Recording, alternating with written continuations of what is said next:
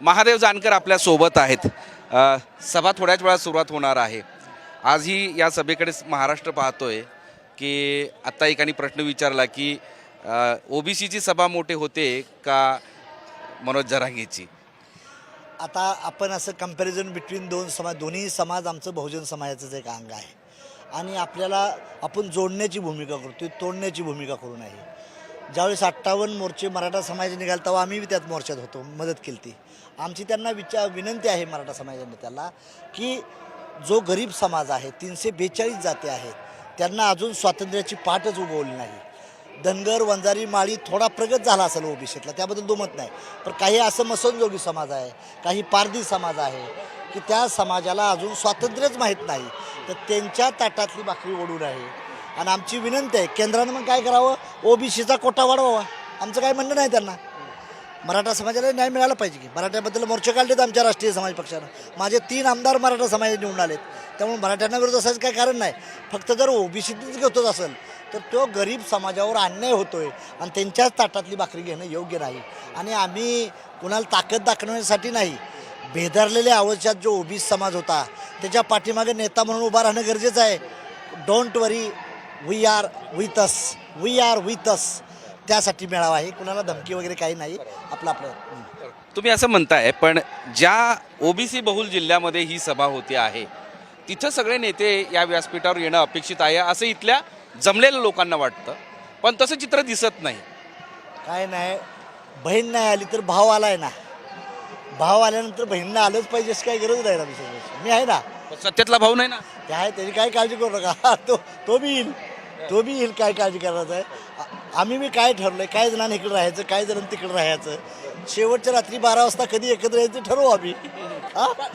पण या सभेच्या निमित्तानं एकत्र येण्याचा हा प्रयत्न असतो। तुम्ही आत्ता विथ अस असं तुम्ही म्हणताय, प्रत्येकाला तो विश्वास देण्याचा प्रयत्न करा। तो विश्वास देण्यासाठी एकत्र यावं असं त्यांना का वाटत नाही? कारण काय, मी याच्यासाठी संदर्भ देतो, मी दोन्ही सभेला उपस्थित होतो, एक हिंगोलीला आणि एक अंबडला।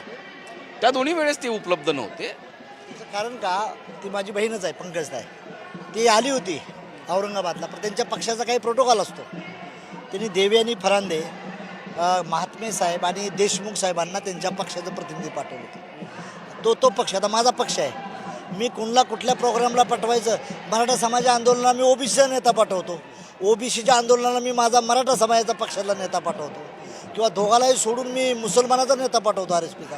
ती त्या पक्षाची फिलॉसॉफी असेल किंवा ती ॲडजस्टमेंट असेल, तसं त्यांचं काय असेल। पण ताई आल्या होत्या औरंगाबादला, पंकजाताई, पण त्यांच्या पक्षानं सांगितल्यानंतर पक्षाचा त्यांना प्रोटोकॉल पाळणं गरजेचं आहे, म्हणून ते आले नसते। तुम्ही हा संघर्ष करताय, हा विश्वास देण्यासाठी तुम्ही सभा घेताय, पण 20 तारखेला मनोज जरांगे मुंबईला निघालेत।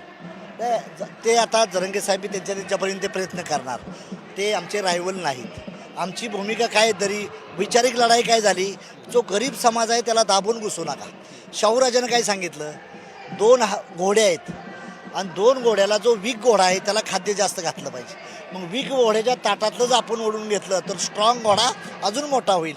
मग शाहूराजानं काय सांगितलं, कंपॅरिझन बिटवीन दे।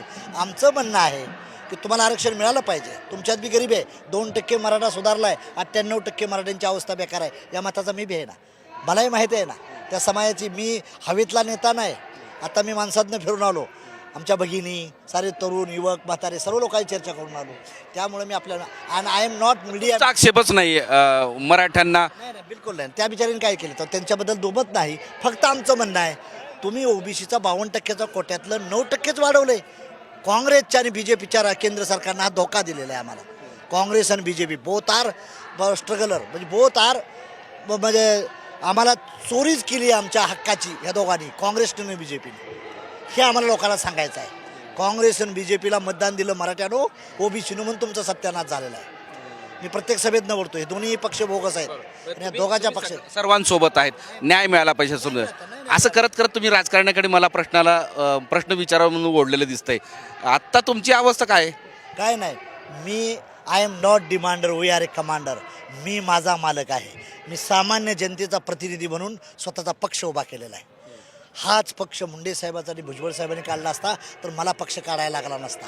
आज मी 4 आमदाराला जन्म दिलेला माणूस आहे। माझी महात्मा फुलेची आणि स्वामी विवेकानंदाची आयडिओलॉजी घेऊन मी चाललेलो आहे देशभर. तुम्ही फादर ऑफ MLA आहात हे माहिती आहे, पण प्रॉब्लेम असा आहे की आत्ता सध्या मी ज्या वेळेस संभाजीनगर किंवा आता काल नाशिकला मी होतो त्यावेळेस एक प्रश्न विचारला होता युतीतल्याच नेत्यांना की या सगळ्या संख्याबळाची आकडेवारीची लोकसभेसाठी निवडणूक कोण कोण कशी लढवणार याच्यासाठी काही गणित ठरलेलं आहे का, तर ते असं सातत्यानं म्हणतात की आमचे 3 पक्ष एकत्र येऊन ठरवतील, त्यामुळे आत्ताच गडबड करायची गरज नाही, ह्याचं नाव घ्या त्याचं नाव घ्या, तिघांचंच नाव येते, तुमचं चौथा पाचवा कुठे? मी कालच मला फोन आलं आमच्या जिल्हाध्यक्षाला, आम्ही सांगितलं एकाने जायचं नाही NDAच्या मिटिंगला. काल माहिती घ्या तुम्ही, मला फोन आला, मी म्हणलं बिलकुल नाही. आधी काय वाटे काय त्या शीतल साठेचं गाणं मी ऐकत बसलो होतो आणि मी अभ्यास करत बसतो. ती काय म्हणली आमचा वाटा कुठं आहे हो. फार भारी, म्हणजे मला रिअलाईज द्या, मी एखाद्या पिक्चरमधली फिल्म आणण्याप्रती गाणं ऐकतोय तिचं, आणि तिचं स्वागत देखील केलं मी भिवंडीच्या सभेत. तुम्ही खूप मोठं हे विधान करताय, तुम्ही NDA सोबत नाहीत? कुणाबरच नाही, मी इंडियाभर नाही आणि इंडियाभर नाही, मी माझा स्वतंत्र आहे. त्यांच्यावर आज त्यांच्या मिटिंग चालू आहेत, सर्व पक्ष त्यांच्यावर आहेत. भाजप आहे, शिवसेना आहे, अजितदादा आहे, ते RPI दोन्ही गट आहेत, अजून प्रहार आहे, महादेव जानकरचा पक्ष त्यांच्यावर नाही आणि काँग्रेसबरोबर मी नाही. मी स्वतंत्र आता बीडच्या भूमीवर छत्रपती शिवाजीराजे स्टेडियमवर उभा आणि राहील. असं कसं झालं? काय नाही, बिलकुल काय नाही, कुणावर रागाला येऊ नये. महादेव जानकर तुझी चौकातली अवकात वाढव म्हणून मी आज जवळजवळ 48 लोकसभेचा दौरा करून आज बीडला आलो. हे शब्द बोलताना तुमची अवकात कमी झाली आहे का भाजप बरोबर असं म्हणणं आहे का तुमचं? तुम्ही म्हणलात ना महादेव जानकर तुझी अवकात दाखव. मी काय म्हणतोय, भाजपवर अवलंबून राहायची काय गरज आहे तुला? तुझे नगरसेवक किती, आमदार किती, खासदार किती, ही तुझी लायकी आरशात पहा. महादेव जानकर म्हणतो, त्यामुळे भाजपला दोष देण्याचा अर्थ काय नाही. ते घेतील नाही तर नाही घेतील, तेच काय करायचे. त्यांनी तुम्हाला बोलवावं का आता तुम्ही त्यांच्या? बिलकुल नाही, बोलवायची गरज नाही आम्हाला. बोलवावं म्हणून आम्ही त्यांना सांगतच नाही. आमची राजकीय किती भागीदारी त्यांनी दिलेली आहे, काय केलं आहे, त्याचा सोक्षमोक्ष झाल्यानंतर चर्चा करू. तोपर्यंत आम्ही स्वतंत्र लढायच्या भूमिका आहे. लगेच येणाऱ्या लोकसभेसाठी मग भूमिका काय? मी स्वतः उभा राहणार आहे परभणीतून, माढ्यातून आणि उत्तर प्रदेशमधून एका मतदारसंघात स्वतः मी असणार आहे. आम्ही सर्व जागा 48ची तयारी करायला लागलोय, 48 लोकसभेची. महायुतीचा घटक आता तुम्ही राहिलेला नाहीत या क्षणाला? महायुतीचा बी नाही आणि इंडियाचा बी नाही, कोणाचाच घटक राहिला नाही. हे मोठं विधान आहे महादेव जानकर यांचं की महायुतीचा घटक नाही, की आता लोकसभेची तयारी करत असताना ही कुठल्या भाजपसोबत नाही असं सांगितलं आहे. आणि त्यामुळं आत्ता या क्षणाला खरंच NDA मधले जे घटक पक्ष आहेत महाराष्ट्रामध्ये ते नाराज होत आहेत आणि ते झालेत असं चित्र सध्या तरी दिसत आहे. मोहम्मद इरफानचा माधव सावरगावे, साम TV, बीड. देश विदेशातील प्रत्येक घडामोडींचे लाईव्ह अपडेट मिळवण्यासाठी आता साम टीव्हीच्या सर्व सोशल मीडिया प्लॅटफॉर्मला लाईक, फॉलो आणि सबस्क्राईब करा. तसंच सर्व नोटिफिकेशनसाठी बेल आयकॉन प्रेस करायला विसरू नका.